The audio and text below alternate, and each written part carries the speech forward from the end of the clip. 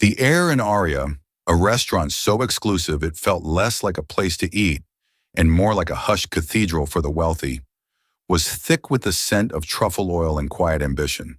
For 20-year-old Alara Vance, it was a minefield.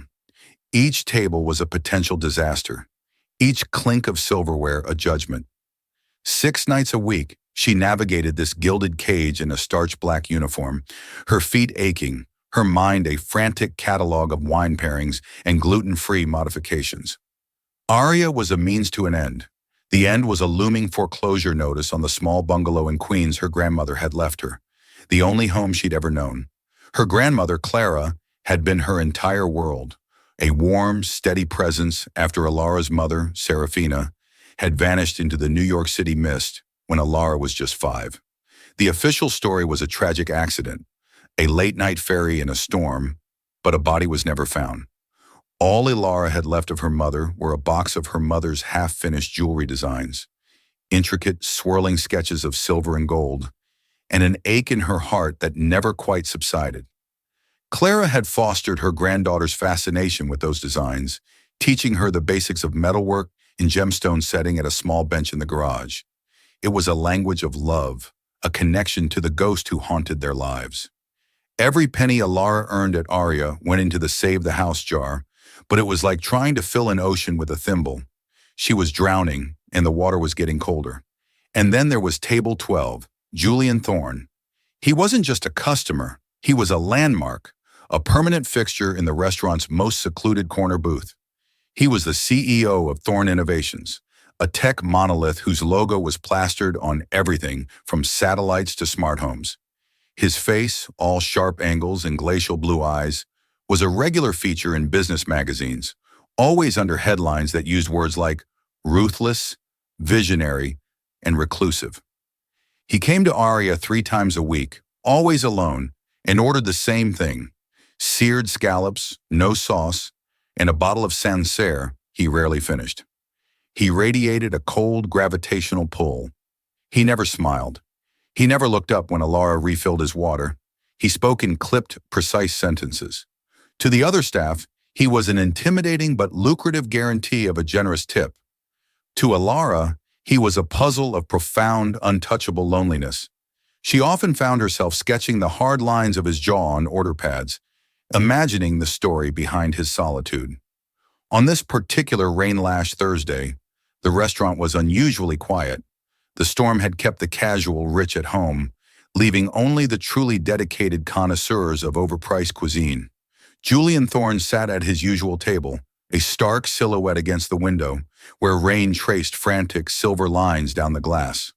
Alara approached, her footsteps silenced by the plush carpet. "More wine, Mr. Thorne?" she asked, her voice a practiced, unobtrusive whisper. He gave a curt, almost imperceptible nod, his eyes fixed on a tablet displaying fluctuating lines of code or stock prices, a language as foreign to Alara as the surface of Mars. As she leaned forward to pour the pale gold liquid, a waiter carrying a teetering tray of desserts swerved to avoid another staff member. The resulting jolt sent him stumbling backward, right into Alara. Time seemed to warp, slowing to a syrupy crawl. Alara's arm was knocked forward. The heavy, expensive bottle of Sancerre slipped from her grasp. It didn't shatter. Instead, it struck his water glass, which then toppled with a sharp crack, sending a wave of ice water and white wine cascading directly onto the front of Julian Thorne's immaculate $1,000 shirt and the open laptop on the table. A collective gasp seemed to be sucked from the air. The manager, a perpetually panicked man named Philip, froze mid-stride. Silence descended, broken only by the drumming of the rain and the frantic, useless fizzing of the dying laptop. "Oh my God," Alara breathed, her blood turning to ice. "Mr. Thorne, I am so sorry." She fumbled for a napkin, her hands shaking so violently she could barely hold it. She expected fury. She expected a quiet, dismissive command for her to be fired. What she did not expect was for him to move so quickly. He grabbed his tablet, his movements sharp with annoyance, lifting it away from the spreading puddle. As he did, the front of his jacket, which was usually buttoned, fell open, and that's when she saw it. Hanging from a thick, hand-woven silver chain against the now damp fabric of his shirt was a locket. It was an unusual piece, not the typical heart or oval. It was shaped like a stylized moonflower, its petals intricately detailed, with a small, perfectly set sapphire at its center. It was elegant, unique, and utterly, impossibly familiar. Ilara's breath hitched. Her mind flew back to the shoebox under her bed, to a sheet of aging drafting paper. On it, in her mother's elegant script, were the schematics for that exact design. The Celine Locket, the notation read, for Jay. It was one of Serafina's most complex, most personal designs, a piece Ilara had tried and failed to replicate a dozen times at her own workbench. But the design was only the first shock. The locket had been jolted in the commotion, and its delicate hidden clasp had sprung open. Inside, on the right-hand side, was a miniature, exquisitely painted portrait of a young woman. She had a cascade of dark, curly hair, a defiant spark in her storm-gray eyes, and a smile that seemed to hold both mischief and a deep, knowing warmth. It was the face from the only photograph Ilara had of her mother. The world tilted on its axis. The hushed restaurant, the spilled wine, the looming threat of unemployment, it all evaporated. There was only the locket, the design she knew like her own heartbeat, and the face of the mother she had lost 15 years ago. Her voice, when it came, was not a whisper. It was a raw, choked sound that ripped through the restaurant's decorum, turning every head. "That's my mother's locket," she said, her finger trembling as she pointed. Then, her eyes locking on the tiny portrait, the words tore from her throat, louder, more certain, a cry of impossible recognition. "That's my mom!" The silence that followed was absolute. Julian Thorne, who had been dabbing at his shirt with a grimace, froze. His hands stilled, his head snapped up, and his glacial blue eyes for the first time locked with Ilara's. He saw not a clumsy waitress, but a young woman with a face ashen with shock. Her gray eyes, impossibly, hauntingly familiar gray eyes, wide with a turbulent mix of disbelief and agony. "What did you just say?" he asked, his voice low and dangerous, stripped of its usual dispassionate tone. It was the sound of a fault line grinding beneath the earth. Ilara couldn't seem to draw a full breath. She took a half step forward, oblivious to the horrified stare of her manager. "The locket," she repeated, her voice cracking. "It's her design, the Celine locket. And the woman inside, that's Serafina Vance. That's my mother." The name Serafina struck him with the force of a physical blow. A storm of emotions flickered across his face. Too fast to read. Raw shock. A flash of deep, ancient pain. And then, like a steel shutter slamming down, a cold, furious denial. With a sharp, protective gesture, he snapped the locket closed. The click was like a gunshot in the silent room. He tucked the chain back under his shirt, his movements stiff and angry. "That's impossible," he said, his voice a flat, hard wall of sound. "You're mistaken. You're confused." "No," Ilara insisted, her desperation overriding her fear. "I'm not. I have her sketches. I've spent my entire life studying them. That piece, she designed it. I would know it anywhere." She fumbled for her phone, her fingers clumsy and numb. "I have a picture of her. I can prove it." The sight of this young, distraught waitress claiming such an intimate connection was an outrage, a violation of the carefully constructed fortress he had built around himself. He rose from the booth, his height and presence overwhelming. He looked past her, his eyes finding the pale, sweating face of Philip, the manager. "I trust you will handle this," Julian said, his voice dropping back into its familiar, icy register. He reached into his jacket, pulled out a wallet, and threw a black credit card onto the table. "And add a generous amount for the inconvenience and the damage to my property." His gaze swept back to Ilara one last time. It was a look of such profound, wounded contempt that it felt like a slap. "Stay away from me." Without another word, he turned and strode toward the exit, his powerful form cutting a path through the gawking staff and patrons. The heavy oak door swung shut behind him, leaving a wake of stunned silence. Ilara stood rooted to the spot, her heart hammering against her ribs. She was vaguely aware of Philip rushing to her side, his voice a frantic hiss. "What in God's name were you thinking, Vance? Are you insane? You're fired. Get your things and get out, now." The words barely registered. Fired. It should have been devastating. It was the final nail in the coffin of her grandmother's house, but all she could feel was the seismic shock of the last 2 minutes. The locket, her mother's face, the cold, violent denial in Julian Thorne's eyes.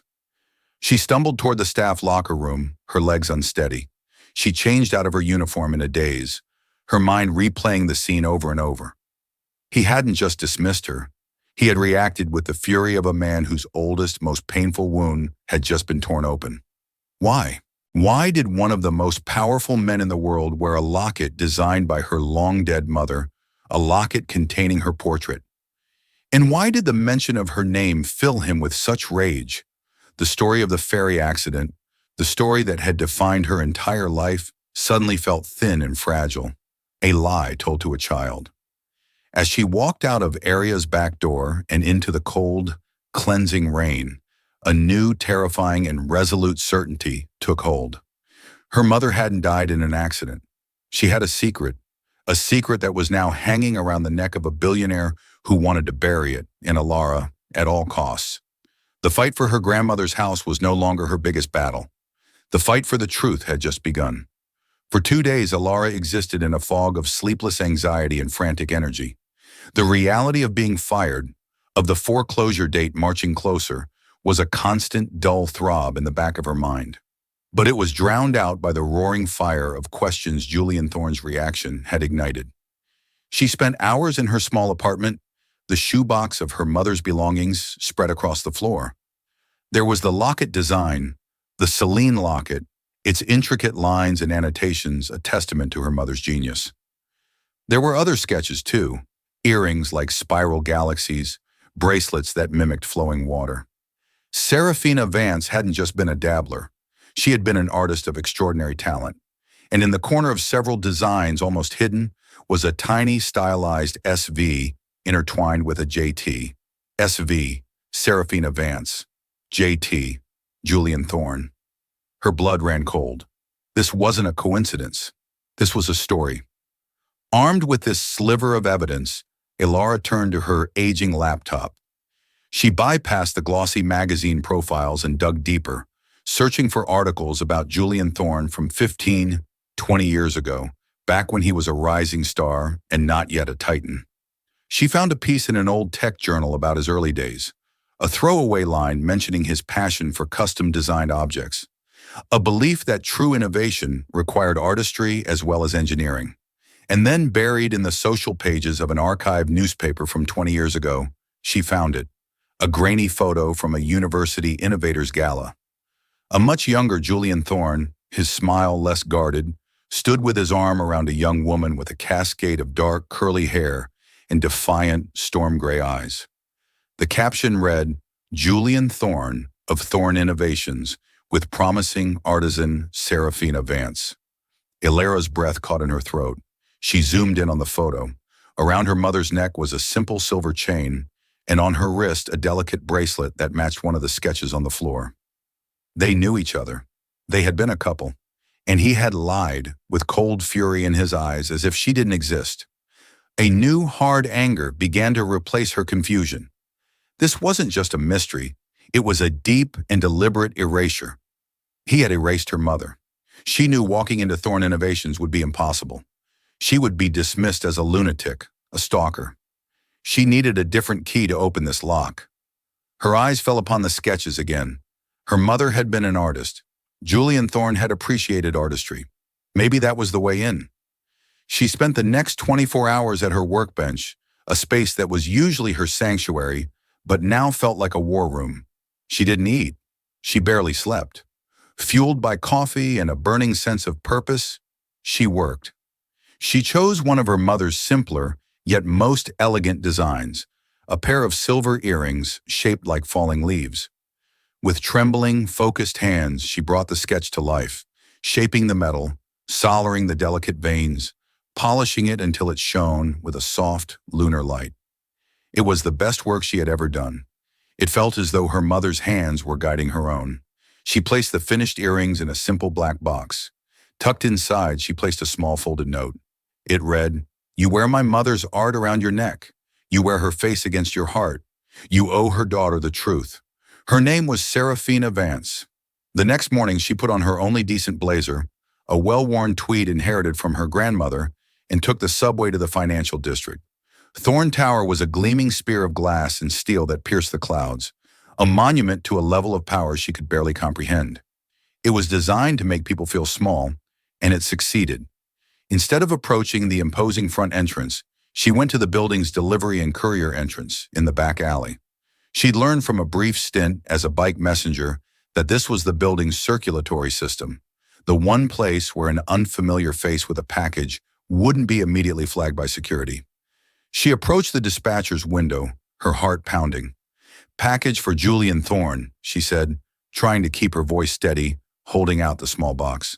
"It's a personal delivery, extremely fragile." The dispatcher, a burly man chewing on a toothpick, barely looked at her.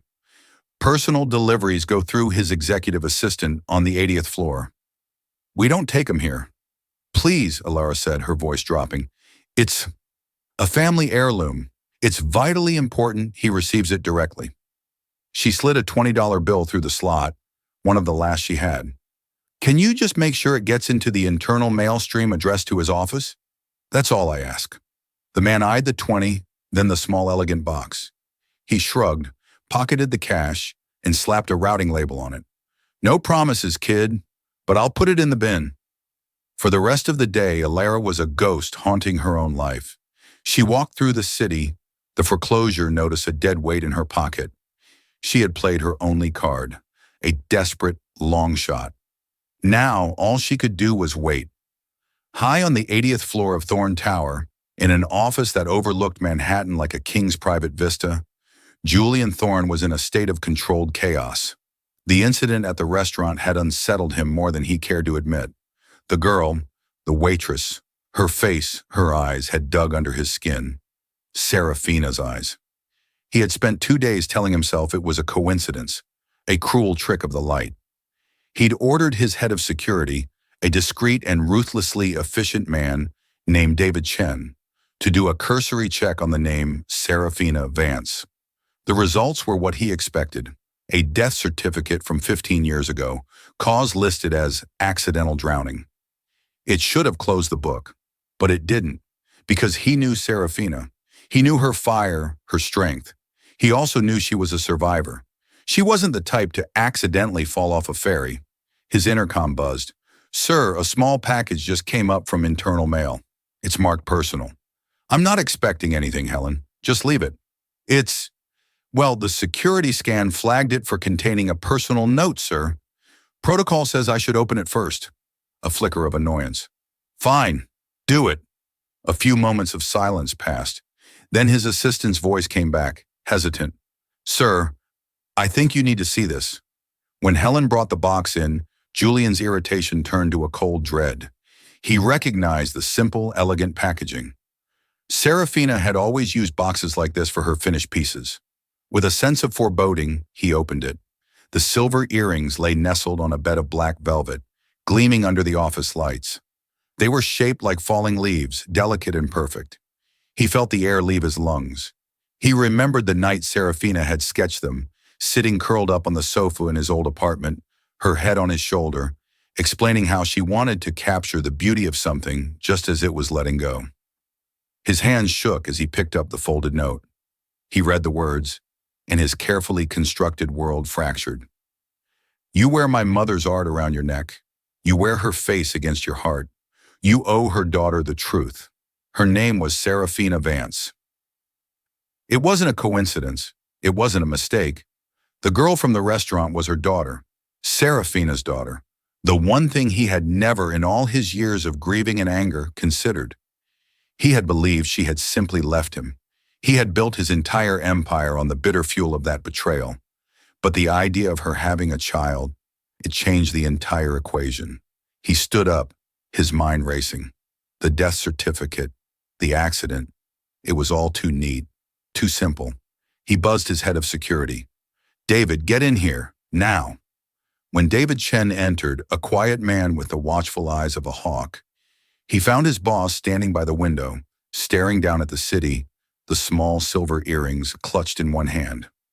"Scrap the preliminary report on Serafina Vance," Julian said, his voice hard as steel. "I want a full-scale deep dive. I want to know everything. Hospital records, financial statements, witness reports from the supposed accident, everything. Use whatever resources you need. I want to know how she lived, and I want to know for certain how she died." He paused, turning from the window, his blue eyes burning with an intensity David had rarely seen. "And find me the girl, the one who sent these, Ilara Vance. Find her and bring her to me. It seems she and I have a great deal to discuss." The summons came the next morning via a phone call from a blocked number. The voice was crisp, professional, and left no room for argument. "Ms. Vance, my name is David Chen. I'm the head of security for Thorne Innovations. Mr. Thorne requests your presence at his office at 2 p.m. today. A car will be waiting for you downstairs in 10 minutes.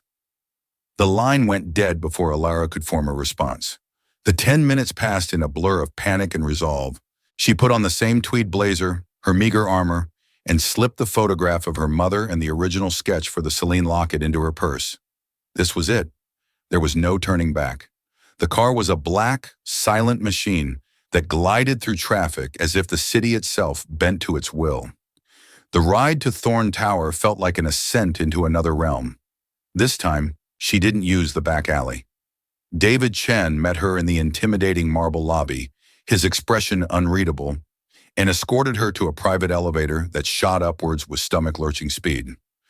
Julian Thorne's office was less a room and more a territory. It was a vast, minimalist space with floor-to-ceiling windows that offered a god's-eye view of Manhattan.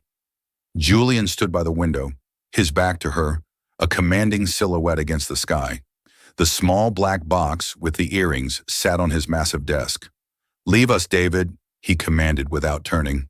The door closed with a soft, definitive click, sealing Ilara inside with the most powerful man she had ever met. He turned slowly. His face was a mask of controlled tension, but his eyes were a different story. The cold contempt was gone, replaced by a raw, turbulent conflict. He looked at her as if she were a ghost, a problem he couldn't solve with logic or money. "The earrings," he began, his voice a low rumble. "A convincing replica." "They're not a replica," Ilara said, her voice shaking slightly but holding firm. "I made them from her original design, just like the locket you're wearing." He walked to his desk and picked up a file. He tossed it onto the polished wood surface. It slid to a stop in front of her. "Serafina Vance, died 15 years ago.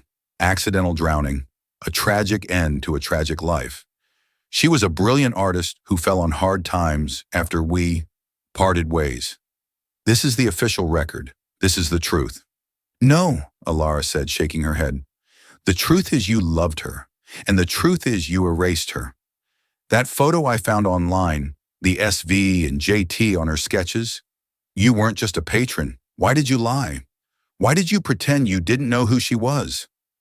A muscle tightened in his jaw. "What happened between your mother and me was a lifetime ago. It ended. People move on." "People don't move on from a love like that," Ilara shot back, her voice rising with a passion she didn't know she possessed. "Not when they still wear her face around their neck every single day." Her words struck a nerve. He flinched, his hand instinctively going to his chest. "You have no idea what you're talking about," he snarled. "Then tell me." Ilara's control finally snapped. She pulled the worn photograph of her mother from her purse and slammed it down on the desk next to the file. "Tell me about this woman. Tell me why you left her. Tell me why she ended up dead in the East River and why I grew up without a mother." Tears streamed down her face, hot and furious.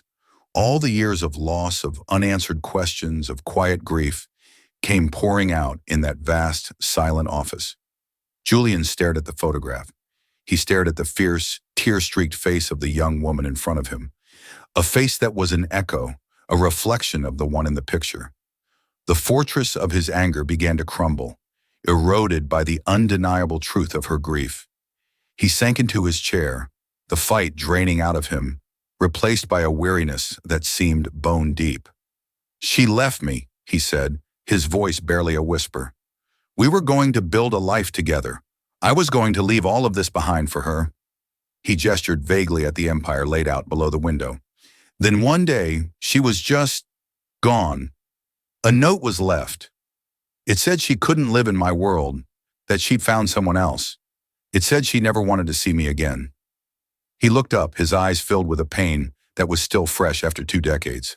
I was young, I was arrogant, and I was broken. I believed it. I let my pride build a wall so high I never looked back. I poured all of my rage, all of my betrayal into this company. I convinced myself she never really loved me, that it was easier than believing I wasn't enough for her to stay. Alara listened, her heart aching. A note? That didn't sound like her mother. Not the strong, passionate woman described in the old articles. Not the genius who drew her soul onto paper. I don't believe it, Alara whispered. She wouldn't have just left. Not without a fight. You're wrong, Julian said, his voice flat with resignation. But it doesn't matter anymore. She's gone. What if she's not? Alara pressed, a wild idea taking shape. What if the note was a lie? What if the accident was a lie? You are Julian Thorne. You have more power and resources than anyone. If there's even a 1% chance that the story you've believed for 20 years is wrong, don't you have to know? Don't you owe it to her and to me to find the real truth? He stared at her, at the fire in her Serafina gray eyes. Her desperate, defiant hope was a spark in the darkness of his long-held cynicism. He had spent half his life running from the ghost of Serafina Vance, and now her daughter was standing in his office, refusing to let her rest. Perhaps for the first time, he was being offered not a painful memory, but a chance to find an answer. He leaned forward and pressed a button on his intercom. David, get the forensics team. I want a full analysis of a 20-year-old handwritten note. And I want your best investigators on a new task. Find out who had the most to gain from Serafina Vance's disappearance. He released the button, and his gaze, sharp and newly focused, met Alara's. You wanted the truth, Ms. Vance. Let's go find it. Together. The full force of Thorne Innovations was a terrifying and awe-inspiring thing to behold. Within hours, Julian's office had transformed into a command center. David Chen and a team of analysts, forensic specialists, and private investigators who looked like they'd walked out of a spy thriller worked with quiet, lethal efficiency. The first breakthrough came from the forensics team. The 20-year-old note, which Julian had kept in a private safe, was a forgery. A brilliant one, but a forgery nonetheless. The handwriting was a near-perfect imitation of Serafina's, but spectrographic analysis revealed microscopic hesitations and pressure inconsistencies inconsistent with a person's natural script. More damningly, the ink composition was from a brand of pen Serafina had never used. Someone with immense resources and a vested interest went to great lengths to make this look real, David concluded, his tone grim. Julian stared at the report, his face ashen. The foundation of his life's great betrayal was a lie. He hadn't been left. He had been deceived. The investigation pivoted. They dug into Serafina's life after she vanished. They found a trail of small, cash-only apartment rentals, low-paying jobs in diners and coffee shops. She had moved constantly, as if she were running from something, and then they found the birth certificate for Alara Vance. Father listed as unknown. The timeline was a punch to the gut. Alara had been born 9 months after Serafina disappeared. The unspoken question hung in the air between them. Julian did the math, his mind, usually so clear and analytical, feeling slow and thick. He looked at Alara, who was watching him with wide, questioning eyes. The same defiant set of her jaw. It was like looking at a ghost and his own reflection simultaneously. The next piece of the puzzle came from a forensic accountant who had been tasked with digging into the Thorne family's private finances from 2 decades ago. There's a series of untraceable payments, the accountant reported via video conference, made from a blind trust. The trust belongs to your mother, Eleanor Thorne. Julian went still. His mother, a formidable, iron-willed matriarch who had always ruled the family with a velvet glove over a steel fist. She had openly despised Serafina, viewing her as a common, gold-digging distraction from her son's brilliant destiny. The payments, David Chen clarified, reading from another report, correlate with Serafina's movements. A new payment was made every time she moved to a new city. It wasn't a payoff. It was a leash.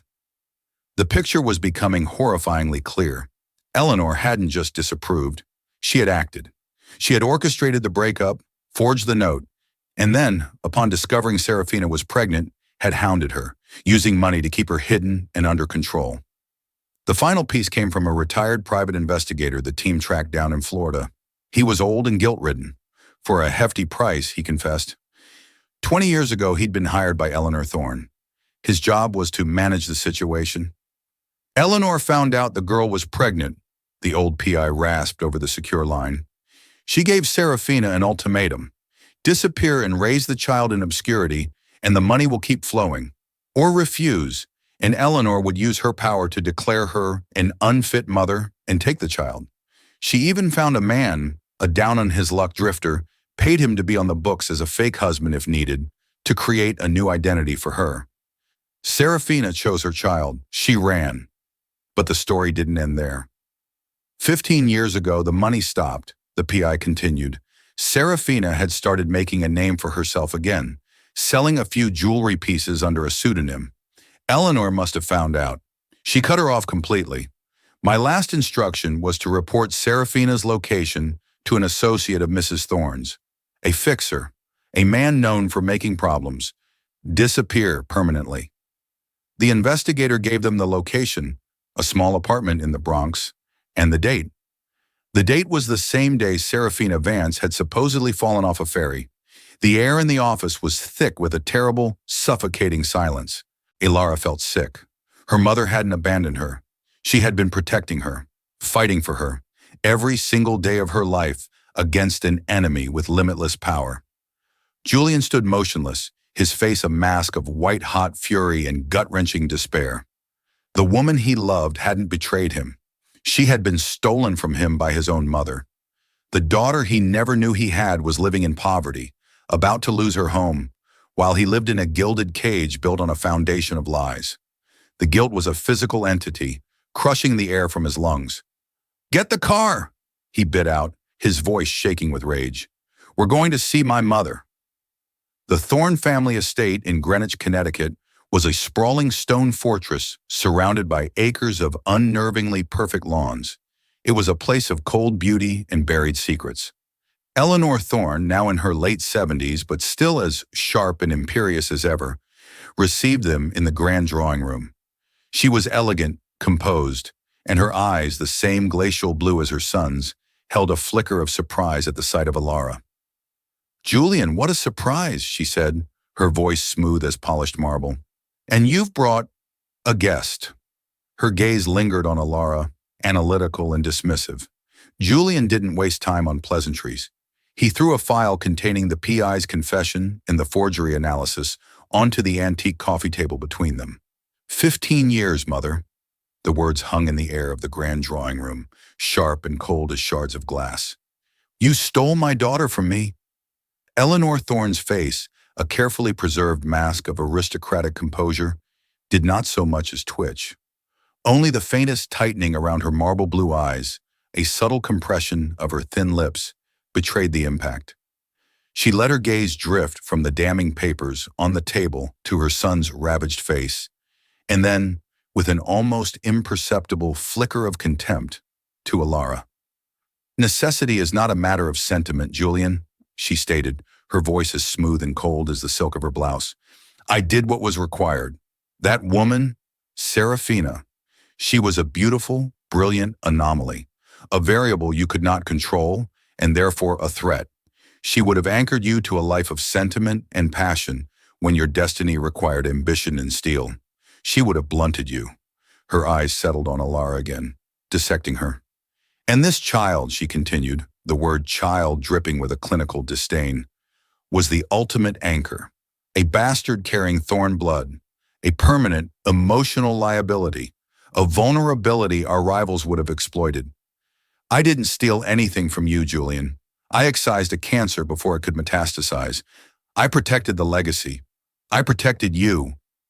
Julian let out a harsh, disbelieving laugh that was closer to a sob. "Protection? You call this soulless empire you pushed me to build protection? It's a mausoleum. I have spent 20 years hating a ghost, building a life on the bitter foundation of a betrayal that you manufactured. You didn't just take her from me. You hollowed me out and filled the space with rage. You call that love? It is the only love our world affords, Eleanor retorted, her composure unwavering. The sentimental, breathless kind you shared with your little artist. That is for novels. It doesn't build dynasties. You seem to have forgotten that. She finally rose, a grande dame in her element, and her gaze, now fully focused on Alara, became a weapon. And now you have dredged this artifact up. What is your price, girl? I assume there is one. There always is. A house? A trust fund? Name it. Let us conclude this untidy business so your father can return to his senses. The fire that had been simmering in Alara's soul erupted. The cavernous room, the immense wealth, the terrifying woman before her, it all shrank into insignificance, eclipsed by a pure, incandescent fury on her mother's behalf. My mother's art had more integrity in a single pencil stroke than you have in your entire being. Alara's voice rang out, clear and steady, cutting through the oppressive silence. She wasn't an anomaly. She was a force of nature. She loved him. Her hand gestured toward Julian, not as a billionaire, but as a man. And she loved me. She chose to protect me from you. She gave up everything, her name, her art, the man she loved, to keep me safe from your poison. You speak of legacy? Your legacy is a collection of lies held together by fear. My mother's legacy is the love that made her sacrifice everything. You didn't protect your son. You neutered him. You took his heart and told him it was a weakness, so he would be empty enough to fill your vaults with gold. A gasp, sharp and involuntary, escaped Eleanor. For the first time, a crack appeared in her glacial facade. This was not the whining of a gold digger. It was the judgment of a soul she could not buy or intimidate. Her face, a mask of aristocratic outrage, hardened into something truly ugly. You insolent whelp, she hissed, taking a step forward. You will leave my house. You will disappear from our lives. If you breathe a word of this to anyone, I will not simply ruin you. I will erase you. I will dismantle your life piece by piece until all that is left is dust. I was too lenient with your mother. I will not make that mistake again. It's over, Mother, Julian said, his voice now devoid of rage, filled instead with a chilling, profound finality. He moved to stand beside Alara, a human shield built of regret and newfound purpose. He didn't raise his phone. He didn't need to. He simply met his mother's furious gaze. The moment I saw the truth, I set things in motion. David Chen delivered a complete file, the forgery analysis, the PI's full recorded deposition, the financial trails leading from your trust, to the district attorney's office an hour ago. A warrant is being issued. A new investigation into the disappearance and probable homicide of Seraphina Vance is no longer a possibility. It is a reality, and you are the sole person of interest. The color drained from Eleanor Thorne's face. The mask of control did not just crack, it shattered into 1,000 pieces, revealing the stark, terrified woman beneath. Her carefully constructed universe, governed by her will alone, had just been vaporized. You betrayed me, she whispered, the words ragged with disbelief. She stared at her son as if he were a stranger. Your own mother? For her? Her accusing finger trembled as it pointed at Alara. Julian's gaze softened as he looked at Alara, at her defiant, tear-streaked face.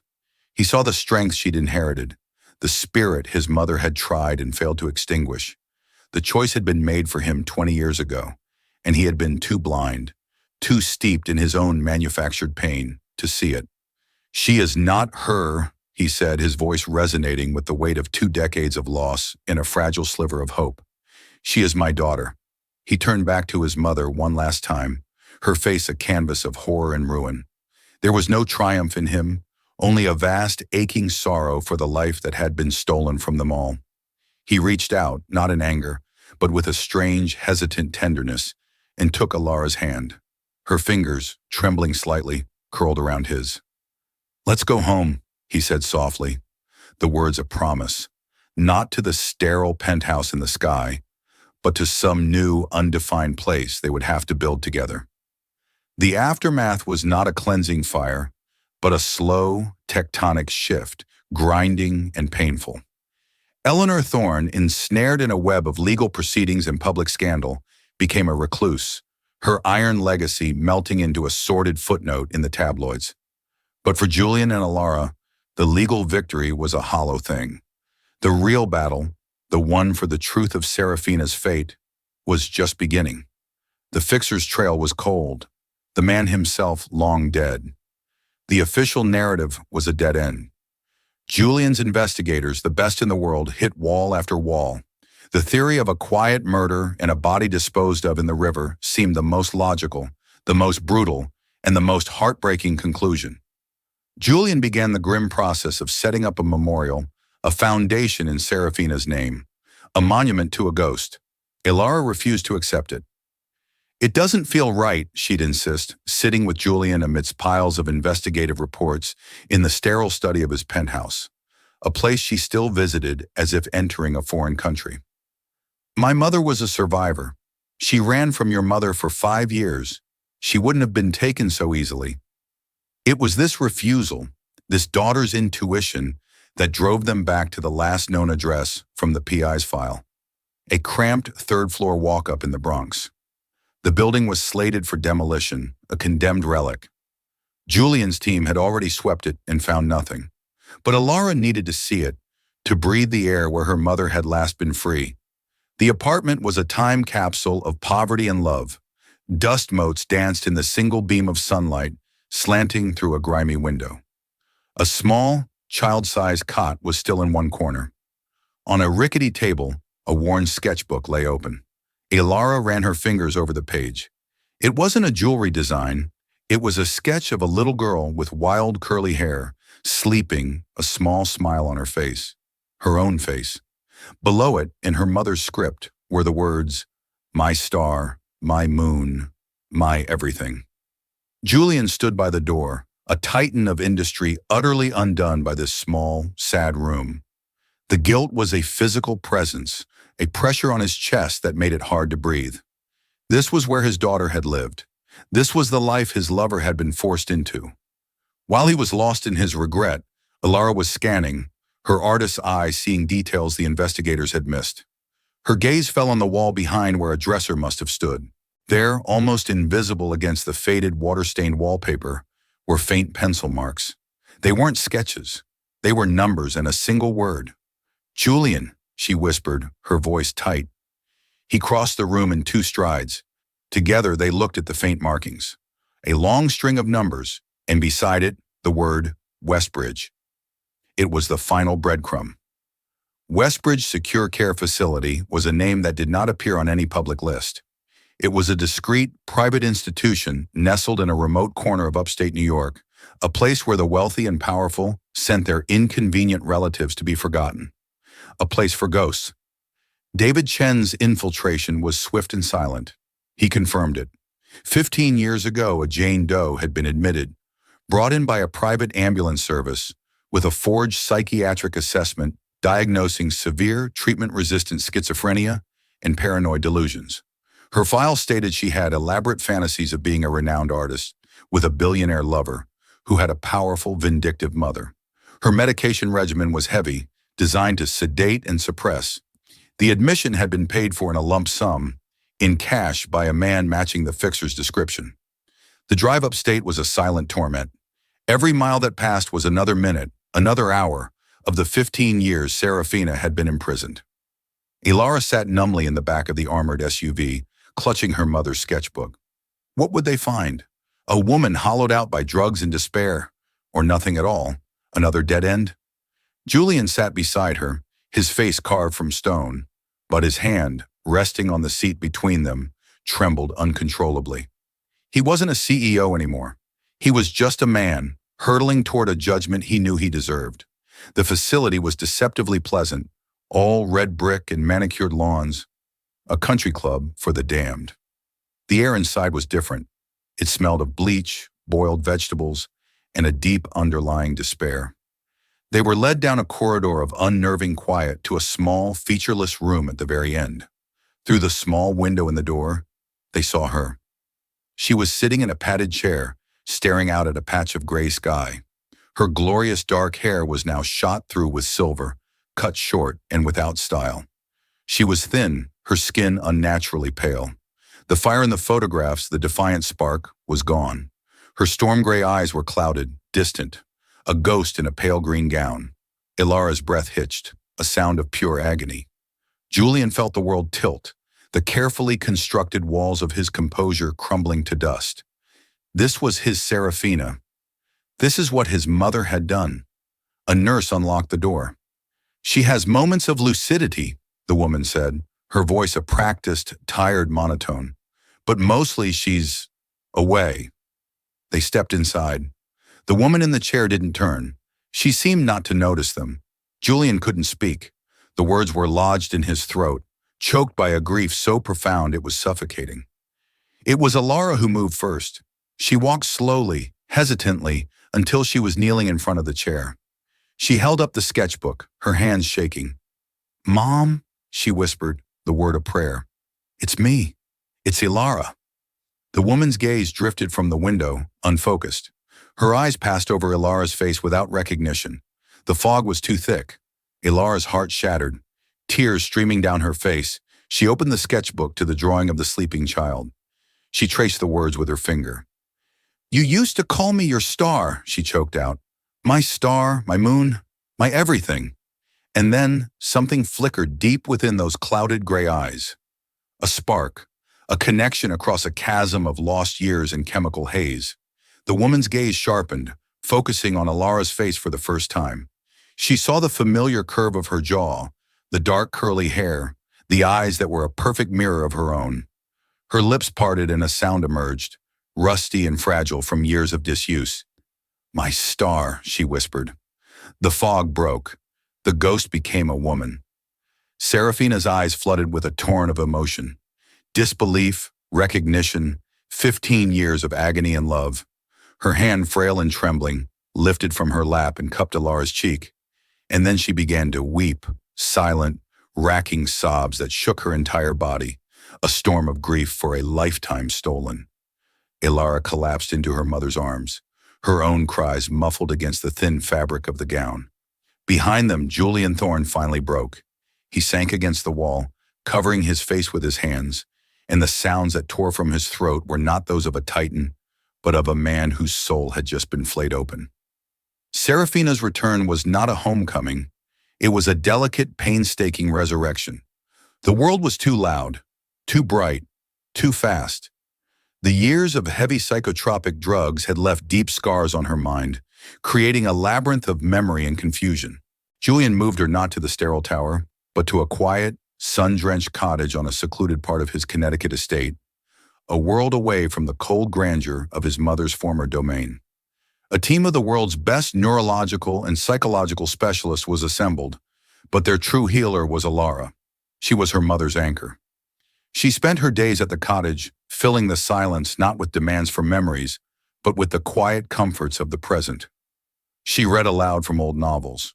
She brought soil and pots, and they planted a small herb garden outside the window, their hands moving together in the dirt. And, most importantly, she brought the sketchbooks.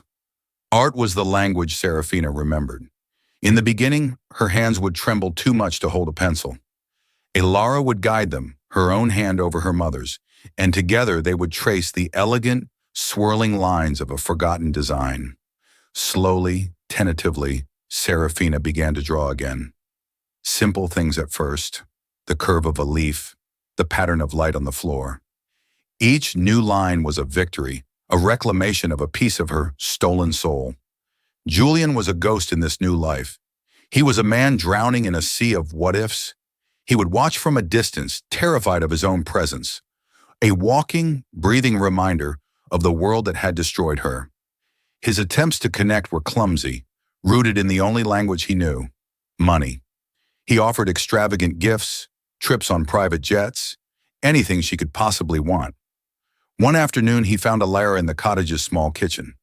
"There's a specialist in Switzerland," he began, his voice tense. They're doing experimental memory recovery treatments. I can have the plane ready in an hour. Dad, Alara interrupted gently, using the word that still felt foreign and fragile on her tongue. Stop trying to fix her. She doesn't need a cure. She needs time. She needs peace. She looked at him, her gray eyes filled with a wisdom far beyond her years.